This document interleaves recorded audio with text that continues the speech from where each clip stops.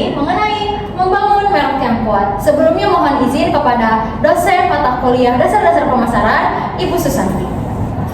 Perkenalkan, nama saya Halif Nafrido dengan NPM 1240 20 510. Perkenalkan, nama saya Vida Nova Salsabila dengan NPM 1240 20352. Perkenalkan, nama saya Sisko Herotul Pandia dengan NPM 124 020 396. Perkenalkan, nama saya Niza Natania Aulia dengan NPM 1240 20 393. Perkenalkan, nama saya Armin Zeta dengan NPM 124 020 280. Perkenalkan, nama saya Neva Satyawita dengan NPM 124 02 05 03. Baik, mari kita lanjutkan langsung saja kepada materinya. Menciptakan ekuitas merek. Apa sih ekuitas merek itu? Nah, American Marketing Association mendefinisikan merek sebagai nama, istilah, tanda, lambang atau desain ataupun kombinasinya yang dimaksudkan untuk mengidentifikasi produk atau jasa dari salah satu penjual atau kelompok penjual dan mendiferensiasikan mereka dari para pesaing. Jadi, merek itu adalah suatu hal yang digunakan untuk membedakan produk dari produsen satu dengan produsen yang lain yang dirancang untuk memenuhi kebutuhan yang sama. Nah, diferensiasinya tersebut dapat berupa dua hal. Yang pertama, fungsional, rasional, dan nyata. Artinya berhubungan dengan kinerja produk dari merek tersebut. Yang kedua, simbolis, emosional, dan tidak nyata, atau berhubungan dengan apa yang direpresentasikan dari merek tersebut. Yang kedua ada peran merek. Yang pertama, peran bagi konsumen. Nah, merek ini membantu konsumen untuk mengidentifikasi sumber produk dan menilai kinerjanya berdasarkan pengalaman dan pemasaran sebelumnya. Merek juga mempengaruhi cara konsumen untuk mengevaluasi produk dan memberikan panduan dalam memenuhi kebutuhan mereka. Jadi, dengan adanya ini, konsumen itu dapat mengenali mana produk yang sesuai dengan kebutuhan dan kepuasan mereka, sehingga dapat membantu menyederhanakan pengambilan keputusan dan mengurangi resiko. Lalu ada peran bagi perusahaan. Yang pertama, membedakan produk. Yang kedua, menyederhanakan penanganan produk. Yang ketiga, membantu mengatur catatan persediaan dan catatan akuntansi.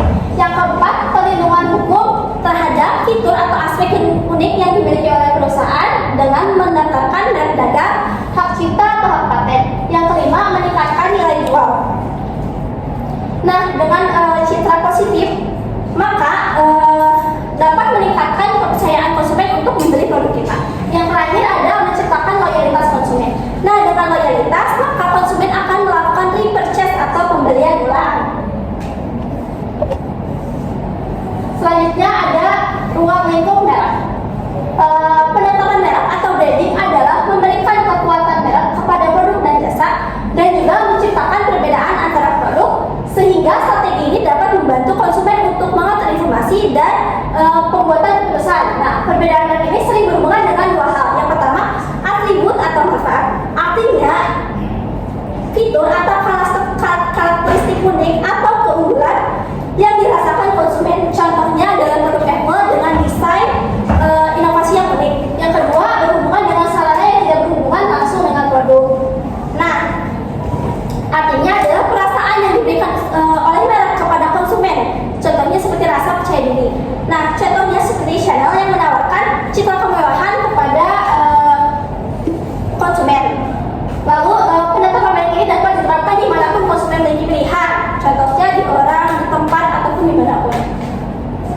Next. Ekuitas merek sebagai jembatan. Nah, dari perspektif ekuitas merek, biaya pemasaran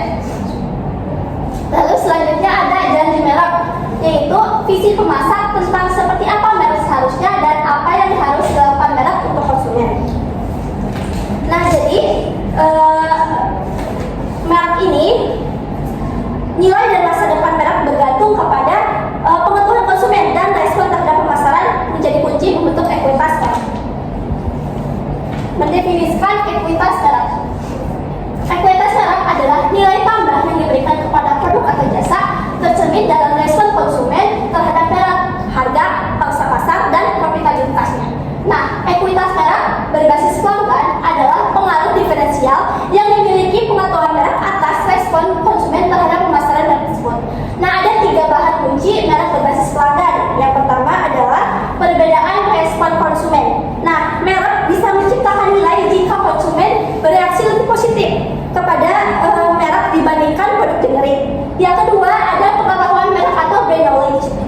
Nah, jadi ini adalah semua pikiran, perasaan, pengalaman, keyakinan ataupun hal lain yang berhubungan dengan merek. Yang ketiga ada respon diferensial konsumen, yaitu tercermin dalam persepsi, perspektif, preferensi perilaku konsumen terhadap pemasaran merek. Lalu ada model ekuitas merek. Yang pertama ada penilaian aset merek atau brand asset evaluator. Nah, menurut model ini ada 5 komponen dari ekuitas merek menurut DFI.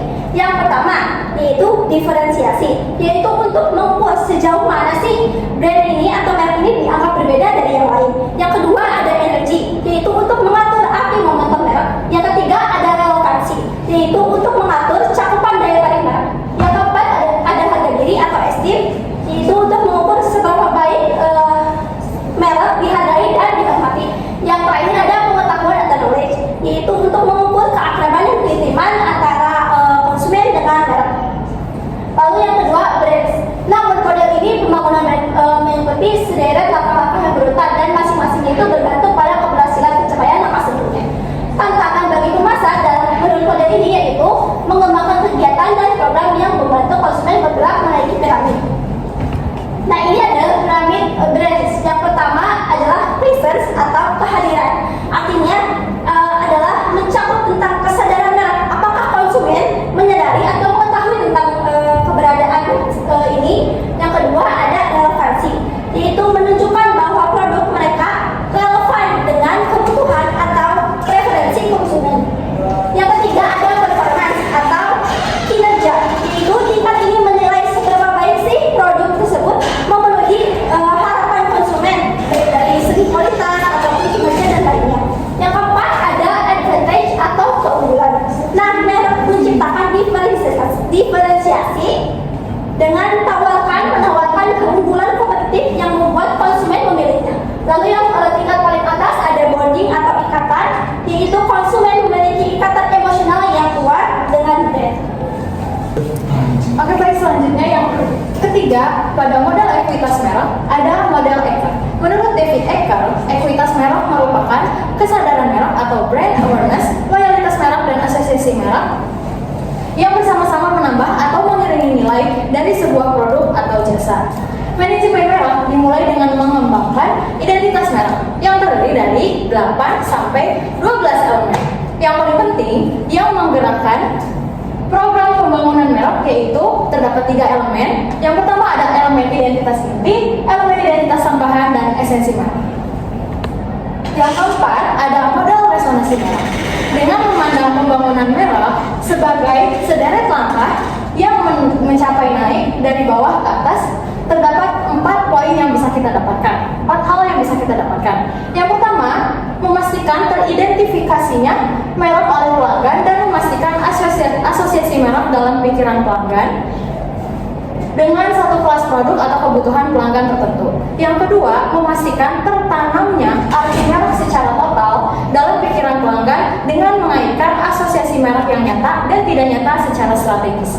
Yang ketiga, mendapat respon dari pelanggan dengan tepat dalam hubungannya dengan penilaian dan perasaan terkait dengan merek. Lalu yang keempat adalah mengubah respon merek untuk menciptakan hubungan loyalitas yang intens dan aktif antara pelanggan dan merek. Selanjutnya, ada beberapa hal yang perlu kita perhatikan dan perlu kita pertimbangkan ketika kita akan menciptakan suatu merek.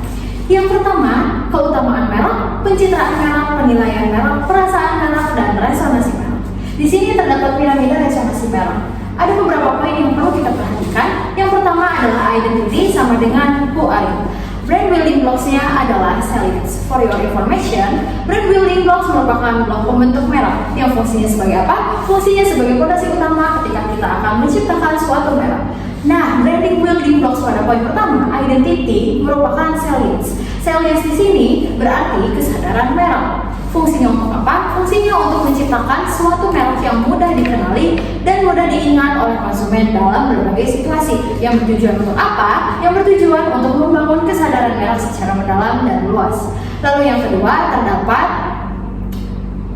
meaning, sama dengan what are you. Brand building blocks-nya ada performance and image.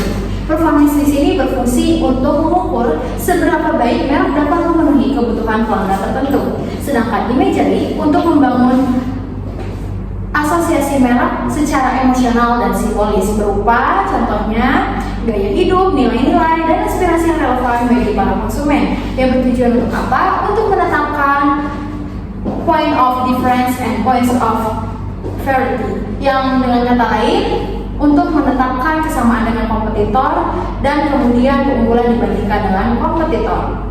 Lalu yang ketiga terdapat response, sama dengan what about you. Nah, branding building blocks-nya terdapat judgment and feelings. Judgment di sini fungsinya untuk mengetahui penilaian dari konsumen akan kualitas produk, daya tahan produk, dan efisiensi produk dari merek yang mereka gunakan. Nah, sedangkan feelings untuk mengetahui reaksi emosional yang mereka rasakan atau yang konsumen rasakan akan produk yang mereka dapatkan. Contohnya seperti ada rasa kepuasan dan kegembiraan.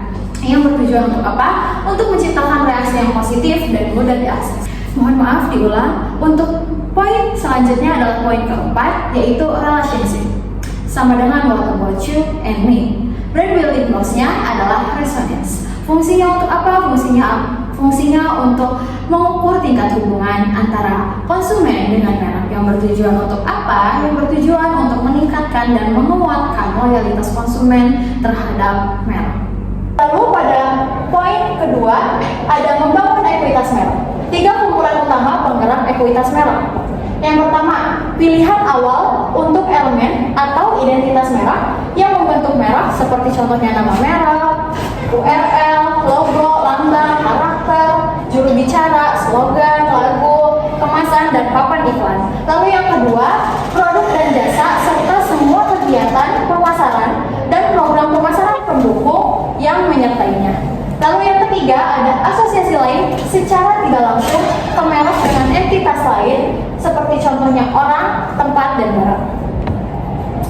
Memilih elemen merek berdasarkan kriteria pilihan elemen merek. Terdapat 6. Yang pertama, dapat diingat, berarti dapat disukai, dapat ditransfer, dapat disesuaikan, dan dapat dilindungi. Lalu kemudian merancang kegiatan pemasaran holistik. 3 tema baru dalam pemasaran holistik. Yang pertama, personalia, integrasi, internalisasi.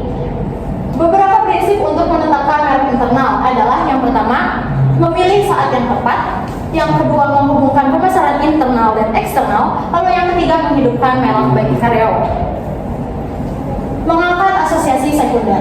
Maksudnya adalah menciptakan ekuitas merek dengan menghubungkan merek ke informasi lain dalam ingatan yang memperlihatkan arti bagi konsumen. Seperti yang pertama, asosiasi dengan perusahaan, asosiasi dengan negara atau wilayah geografis lain. Yang ketiga, asosiasi dengan seluruh distribusi. Yang keempat, asosiasi dengan merek lain. Yang kelima, asosiasi melalui persponsoran. Dan yang keenam, atau sumber pihak ketiga lainnya. Lalu yang ketiga adalah mengukur ekuitas merek.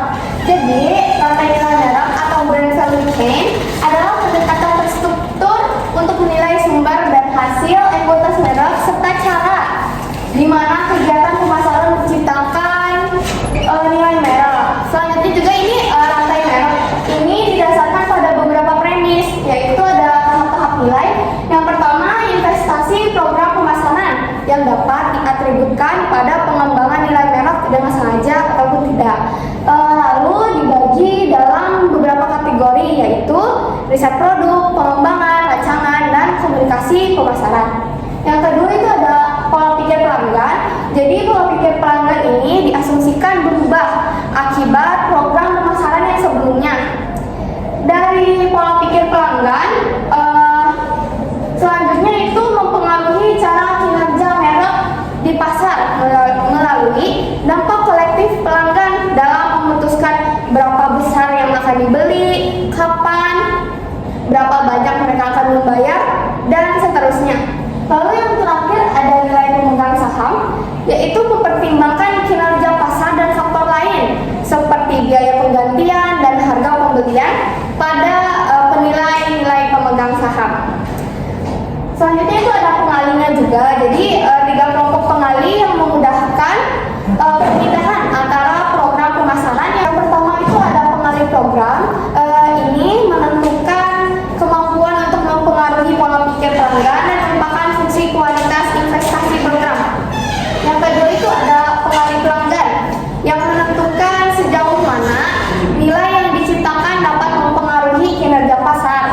Lalu ada 3 faktornya. Yang pertama itu reaksi kompetitif, yang kedua dukungan saluran, dan yang ketiga itu ukuran dan profil pelanggan. Selanjutnya ada pengali yang terakhir yaitu pengali pasar, yaitu yang menentukan sejauh mana nilai yang diperlihatkan dimanifestasikan dalam nilai pemegang saham. Ini ada juga hal-hal yang harus dipahami. Jadi yang harus dipahami agar ekuitas merek dapat melaksanakan fungsi strategisnya, ya pemasar itu harus benar-benar memahami ada 2 hal. Yang pertama itu sumber ekuitas merek dan bagaimana sumber itu mempengaruhi hasil yang diharapkan. Yang kedua itu bagaimana bila sumber-sumber dan hasil ini berubah seiring berjalannya waktu. Yang terakhir itu ada penilaian merek. Jadi pemasar itu harus bisa membedakan ekuitas merek dengan penilaian merek, yaitu pekerjaan memperkirakan nilai keuangan total dari merek. Perusahaan Amerika Serikat tidak mendaftarkan ekuitas merek mereka pada neraca karena ketidakpastian dari estimasinya itu. Tetapi meski demikian gitu ya, ekuitas mereka diberi nilai oleh beberapa perusahaan kayak di Inggris, Hong Kong, dan Australia. Selanjutnya yang keempat yaitu mengelola ekuitas merek. Pengelolaan merek yang efektif itu biasanya memerlukan tindakan pemasaran jangka panjang, terus membutuhkan respon pelanggan terhadap aktivitas pemasaran tergantung pada pengetahuan merek. Terus ada tindakan pemasaran jangka pendek yang mempengaruhi kesuksesan jangka panjang. Terus ada penguatan merek. Penguatan merek ini biasanya harus dikelola dengan seksama untuk menjaga nilainya. Terus ada ekuitas merek yang diperkuat oleh tindakan pemasaran yang konsisten. Ada juga tindakan pemasaran yang menyampaikan arti merek dalam hal produk, manfaat inti, dan kebutuhan yang dipenuhi. Baik, di sini ada metode penilaian merek interbrand. Nah, yang pertama ini ada segmen pasar. Yang kedua ada analisis keuangan. Ini biasanya merupakan tahap awal untuk menentukan kontribusi merek terhadap nilai total bisnis. Analisis ini biasanya berfokus pada potensi keuntungan yang dihasilkan oleh sebuah merek tersebut. Terus yang ketiga ini ada pendorong permintaan. Ini merupakan faktor-faktor yang mempengaruhi peran merek dalam keputusan pembelian konsumen. Yang keempat itu penentuan tolok ukur yang kompetitif. Ini biasanya merupakan langkah penting untuk menganalisis dan membandingkan posisi merek pada suatu perusahaan dengan pesaing pasar. Terus yang kelima ini ada laba tidak berwujud. Ini biasanya merupakan metode penelitian merek interbrand yang merujuk pada nilai yang dihasilkan oleh merek. Biasanya tidak dapat diukur secara langsung dalam membentuk pendapatan atau laba kas. Biasanya ini memiliki dampak yang signifikan terhadap kinerja finansial. Selanjutnya di sini yang keenam ada penetapan merek, merupakan dasar dari segala upaya pengelolaan merek yang efektif dalam sebuah penelitian merek oleh interbrand yang merujuk pada proses di mana perusahaan menetapkan identitas nilai dan merek mereka di sebuah pasar. Terus yang ketujuh ini ada kekuatan merek, merupakan komponen utama yang digunakan untuk menentukan nilai merek dan pesaing pada sebuah perusahaan. Selanjutnya yang ke-8 yaitu laba merek. Biasanya merujuk pada kontribusi yang diberikan oleh merek terhadap kinerja finansial perusahaan. Biasanya baik dari segi pendapatan, keuntungan maupun proyeksi pendapatan di masa depan atau yang dihasilkan oleh keuntungan merek itu sendiri. Terus yang ke-9 ada tingkat diskonto merek. Ini biasanya merupakan komponen yang digunakan untuk mengonversi proyeksi pendapatan masa depan yang dihasilkan oleh merek dalam nilai saat ini atau present value yang mencerminkan nilai merek di pasar. Selanjutnya ada revitalisasi merek. Ini biasanya merupakan perubahan selera pelanggan, terus kemunculan pesaing baru dan teknologi baru yang mempengaruhi peruntungan merek. Terus ada langkah-langkah revitalisasi. Yang pertama itu memahami sumber-sumber ekuitas merek, terus mempertahankan atau menciptakan positioning baru, terus mengubah program pemasaran aktual. Yang terakhir ada strategi kembali seperti semula atau inovasi ulang. Selanjutnya di sini ada prinsip pengelolaan merek. Prinsip pengelolaan merek ini yang pertama biasanya ada konsistensi dalam pemasaran. Di sini sebuah merek dapat membangun kepercayaan dan loyalitas pelanggan untuk meningkatkan pengenalan merek. Terus ada inovasi dan relevansi. Ini yang inovasi biasanya untuk memperbaiki proses bisnis, untuk meningkatkan efisiensi dan efektivitas. Sedangkan yang relevansi biasanya untuk menyesuaikan strategi dengan perubahan pasar. Selanjutnya yang ketiga ada perlindungan ekuitas merek.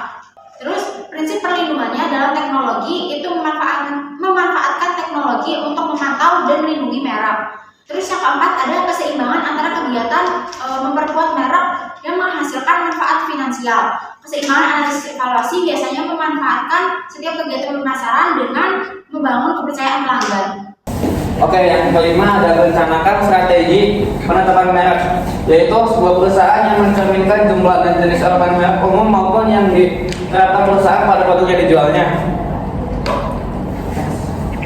Nah, ada 3 pilihan yang dapat dipilih perusahaan. Yang pertama yaitu perusahaan dapat mengembangkan elemen merek baru untuk produk yang baru, lalu perusahaan dapat menerapkan beberapa elemen mereknya yang sudah ada, lalu yang ketiga perusahaan dapat menggunakan kombinasi elemen merek baru dan yang ada. Nah, lalu ada beberapa macam merek. Yang pertama adalah perluasan merek atau brand extension, yaitu perusahaan yang menggunakan merek yang sudah maupun atau yang sudah terkenal untuk memperkenalkan produk barunya. Lalu yang kedua ada submerek atau subbrand, yaitu perusahaan menggabungkan merek yang sudah ada dengan merek yang baru untuk memperluas pasar. Lalu yang ketiga ada merek induk atau parent brand, yaitu nama merek yang menjadi dasar dan titik jangkauan utama dalam sebuah perusahaan mengenai produknya. Nah, jadi merek induk ini sering disebut sebagai merek keluarga atau yang disebut sebagai family brand. Next. Oke, lalu yang perluasan merek dibagi menjadi 2, yaitu ada perluasan lini atau line extension, yaitu strategi di mana perusahaan menambah variasi produk baru dalam kategori yang sama dengan menggunakan merek yang sudah ada. Contohnya seperti menambahkan varian, rasa, atau mengubah bentuknya.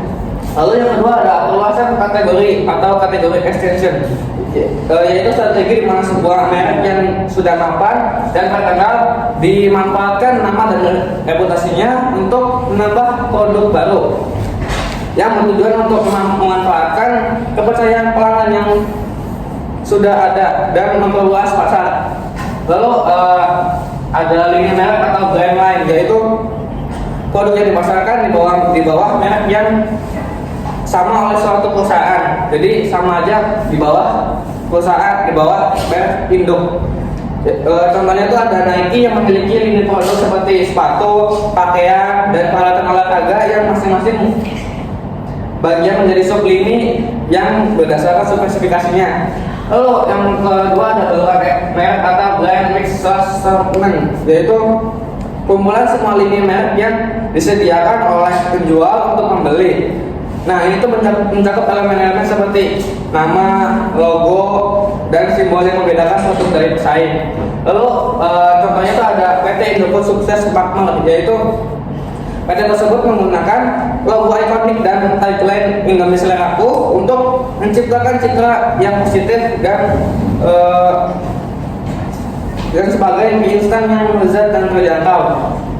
Lalu ada varian merek atau branded merek, berarti yaitu merek khusus yang disediakan untuk pengecer atau saluran distribusi tertentu. Nah, contohnya itu seperti perusahaan kamera yang menyediakan kamera murah untuk dijual kepada penjual massal dengan membatasi kamera mahalnya untuk toko-toko yang khusus untuk kamera.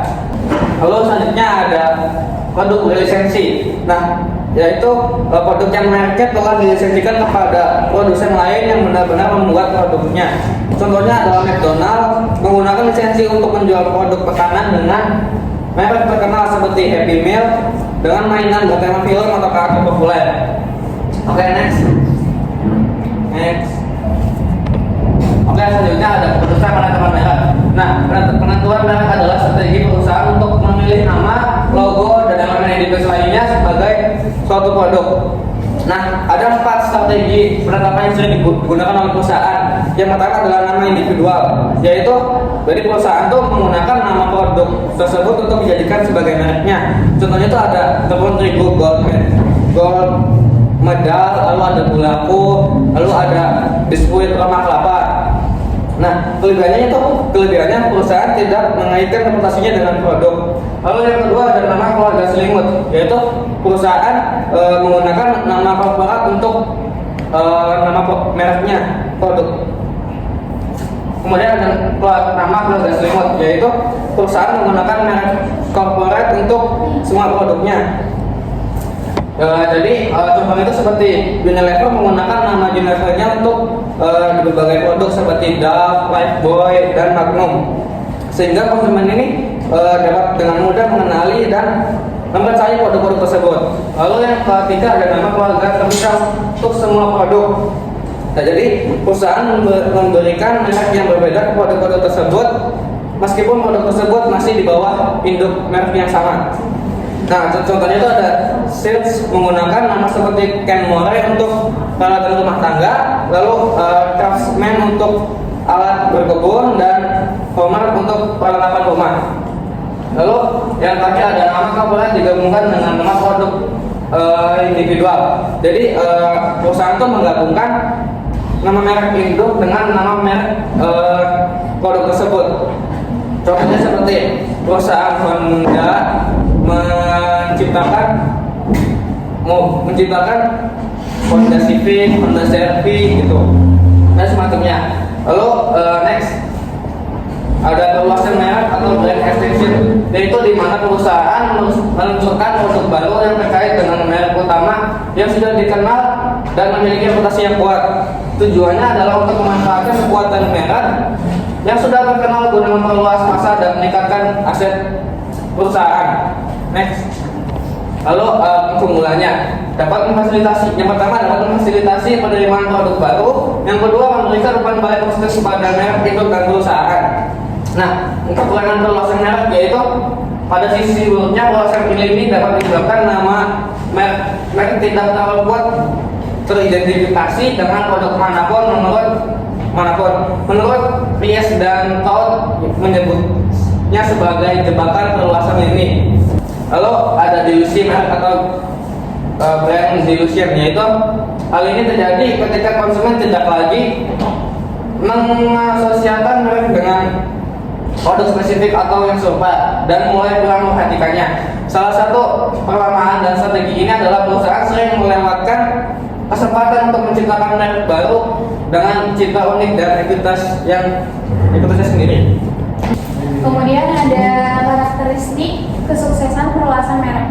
Pemasar harus memutuskan setiap potensi perluasan merek berdasarkan beberapa efektif perluasan merek tersebut mengangkat entitas merek lama dari merek induk, dan juga pada gilirannya seberapa efektif perluasan merek ini berkontribusi terhadap entitas merek induk.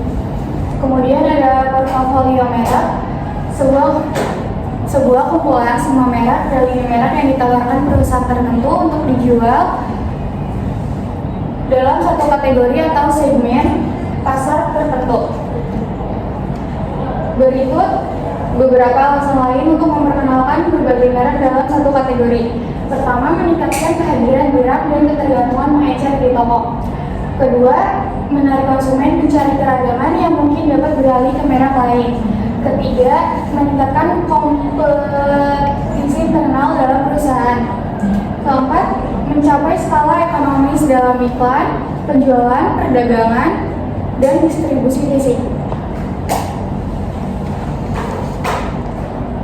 Merek juga dapat memainkan sejumlah peran khusus sebagai bagian dari portofolio. Pertama, flanker. Diposisikan dalam memperhatikan merek pesaing sehingga merek utama yang lebih penting dapat mempertahankan positioning yang mereka inginkan. Yang kedua, segi peran atau cash cow. Cash cow adalah produk atau unit bisnis yang memiliki pangsa pasar tinggi tetapi berada di pasar yang pertumbuhannya rendah. Ketiga, tingkat keuntungan kelas bawah. Peran merek yang relatif murah. Keempat, prestis kelas atas. Peran merek yang relatif mahal seringkali untuk menambah gengsi dan kredibilitas sebagai seluruh portofolio. Terakhir, ekuitas pelanggan. Ekuitas pelanggan merupakan konsep lengkap untuk ekuitas merek yang merefleksikan jumlah dari nilai-nilai seumur hidup dari seluruh pelanggan untuk sebuah merek. Ekuitas pelanggan berfokus pada nilai akhir finansial yakni kinerja keuangan yang dapat dihitung. Ekuitas pelanggan memberikan panduan praktis untuk aktivitas-aktivitas pemasaran yang spesifik. Ekuitas merek dan ekuitas pelanggan sangat penting. Tidak ada merek tanpa pelanggan dan tidak ada pelanggan tanpa merek. Merek berguna sebagai umpan yang digunakan pengecer serta pedagang perantara untuk menarik pelanggan yang mereka ambil nilainya. Pelanggan berguna sebagai mesin keuntungan nyata bagi merek untuk menguangkan nilai merek mereka. Oke, sekian pemaparan yang bisa kami sampaikan. Terima kasih untuk Ibu Susanti dan teman-teman yang sudah menonton video ini sampai dengan selesai. Kurang lebihnya mohon maaf. Wassalamualaikum